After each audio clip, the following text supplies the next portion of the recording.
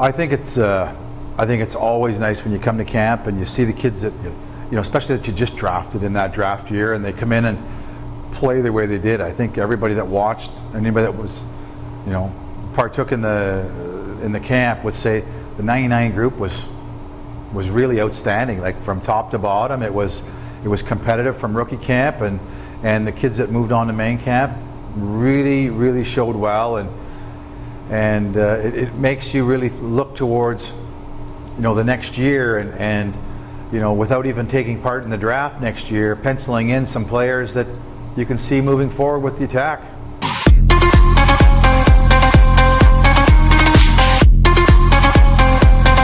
Yeah, I mean, a couple of guys that would come to mind. I think Liam Dunda has come into camp, and he became a man over the summertime, quite honestly. He's bigger, he's stronger, he's more powerful. Still lots to work on, but he's done his part in that regard. Brett Hargrave has come into camp in great shape. Looks like he's going to have maybe a resurgence of the Brett Hargrave of old, and that's outstanding news. I think a guy, Thomas Shemitz, has come into camp. Needed to work on his footwork a little bit. Looks great. So I think Michael McNiven coming into camp looks in way better condition and shape than I ever thought that he would have. So like different things at different spots, but I think it all leads to them and their dedication to this as being the attack organization and what they want to do with their careers. So it's a credit to them, and I listed 4, but I'm sure there's many more, and we'll probably see as we go on many more surprises and bright things to come from a lot of them.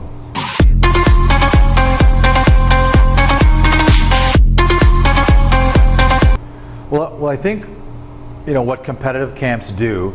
I think it can certainly shine the light on some new faces that obviously by keeping some guys will force you ultimately to make some changes. So I can foresee changes happening. I think you have to.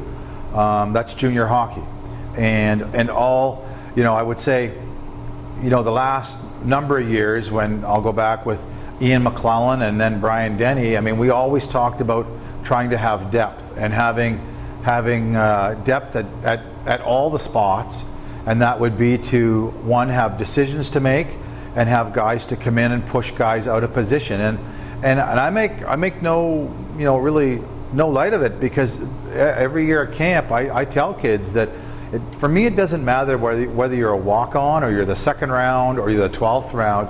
If you're one of the top players, then it's our goal to move you through to main camp and really consider you as one of the attack players for that season. And I think some kids have done that.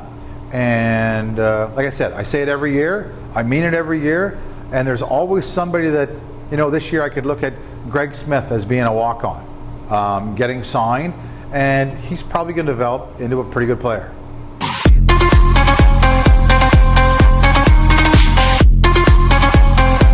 Yeah, I think when you look, our 2 goaltenders coming back, I would say arguably throughout the whole league, there's probably not a better 1-2 punch combination in the whole league. I know everybody thought I was crazy drafting Marcus Phillips as a defenseman with the amount of defensemen we had coming back, but you only have to watch Marcus play maybe one period and understand why we took him. He's a phenomenal kid and a great player, and will step in at any time in any situation. So I would say goaltending and defense for sure would be strengths. We've had, like I said, Greg Smith coming in and showing us that he has some offensive abilities. Nick Suzuki coming in as a 16-year-old has some offensive abilities. But let's not kid ourselves. We can't lean on rookies to be that offensive threat. We need that to come from the boys that are coming back that have been in the league for a year or 2 or 3. But we need to have offense. It has to be strength in numbers and as a group, and I see that's how it'll be, at least to start, for sure. You bring in Josh Sturck, he'll add some offense and he'll make players around him better. I think Ethan Zapula will be better than he's been in the past, and he'll get probably a better opportunity moving forward. So So there's certainly some, some guys that have some things to prove, but I think they have the abilities to prove it. This is my home. Been there about 12 years. This is the tree that once shaded my backyard. And here's what happened when a storm blew through our neighborhood. Oh man, what a disaster. Fortunately, my wife knew just who to call. The experts at Balfour. So to recap, my home before the storm, my home after the storm. Or the way I see it, my home before Balfour, my home after Balfour. Balfour, your home, your life, our promise.